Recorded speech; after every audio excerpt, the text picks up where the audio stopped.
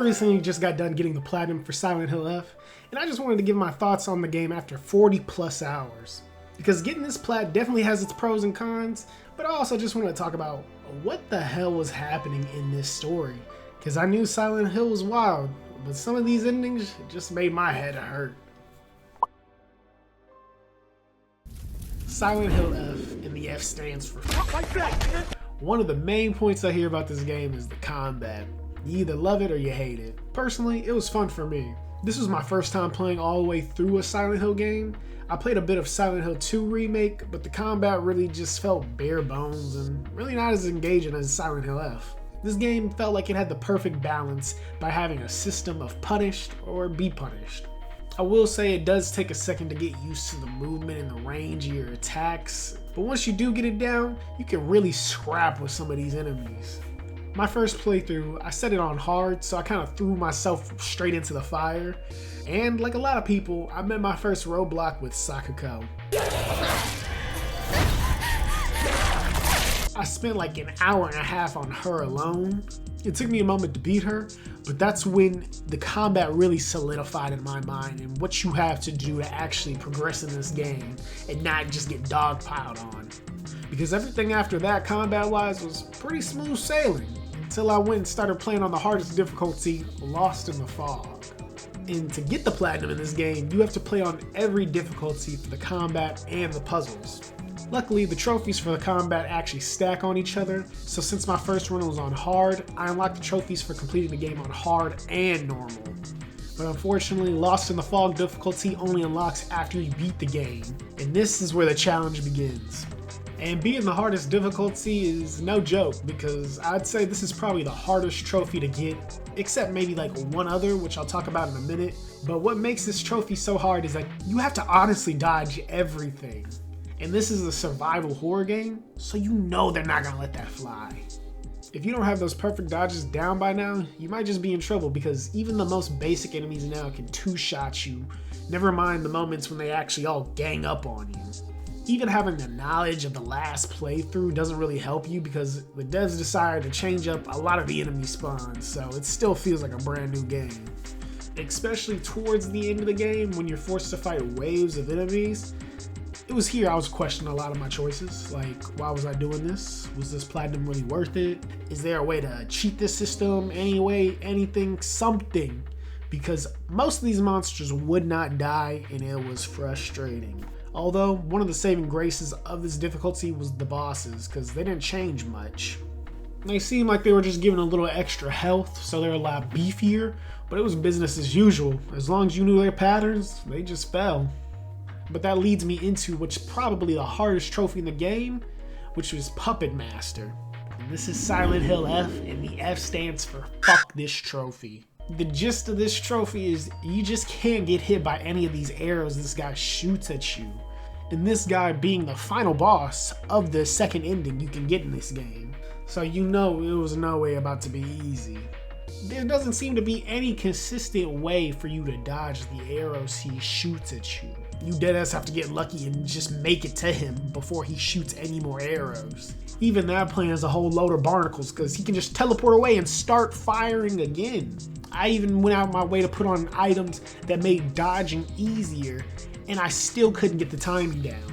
I even lowered the difficulty to easy just to try to get the trophy, because I had beat him already, but just dodging those arrows seemed impossible at a point. I feel like I got lucky just to get the trophy after like 30 attempts, because it's a pain to retry for it each and every time, because you have to start from the beginning of the boss fight, and he doesn't shoot the arrows until like you're halfway through it. But all in all, other than those two trophies, getting the platinum wasn't too hard, mostly just time consuming, because at a minimum, you have to play this game 3 full times just to get all the endings. But finally, that segues me into my final point of the story. This is Silent Hill F, and the F stands for females live like this? The story was easily the biggest driving force to keep playing the game. I just wanted to know what was happening with Hinako and the town itself. On the first playthrough, there's no other way to get a different ending. Everyone gets the same ending, but it's something that leaves you with more questions than answers. All because it leaves you off on a cliffhanger, as it talks about a wedding that ended up with the bride murdering her guest.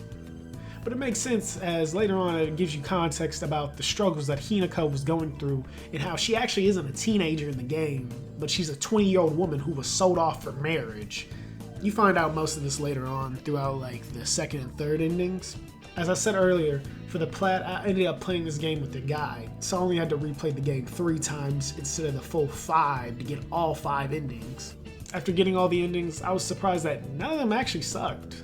I thought it was going to be at least 1 or 2 meh ones, but in the end, nothing really disappointed me. Although if I'm ranking them, I would say the worst ending for me was ending 5, which was just all about aliens, and it's like a joke ending that's in every Silent Hill game. Next up would be ending 1, just because it was a cliffhanger. Then ending 3 and ending 2, and finally ending 4. And I put ending 4 as being the best for just wrapping up everything nicely.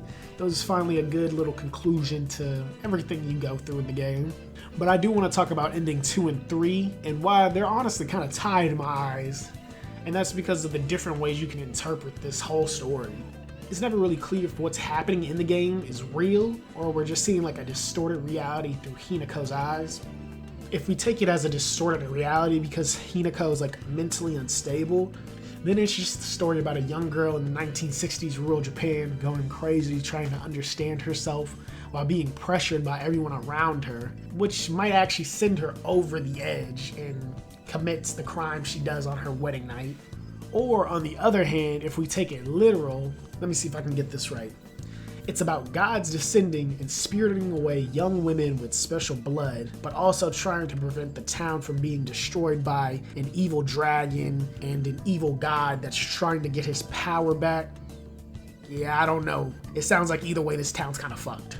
So without knowing what the actual truth is, in ending 2 where Hinako accepts going through the wedding and becoming a bride while leaving her old self behind, it feels kind of like a resignation ending if you're just taking it as Hinako's reality. But if it's actual gods are involved, then this ending just feels like an episode of The Twilight Zone, with her becoming a faceless monster. And the same thing can be said about ending 3, where she rejects the wedding altogether and decides to run off with her childhood friend, meaning she either ran off at the altar in real life, or she ran off and she just doomed the whole town because she didn't marry the god that was suppressing the evil god from awakening.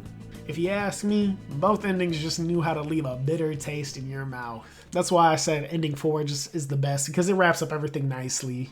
It's an event where she rejects both scenarios until she has time to sit down and sort out her feelings and finally makes her decisions. Because this is Silent Hill F, and the F stands for finally free.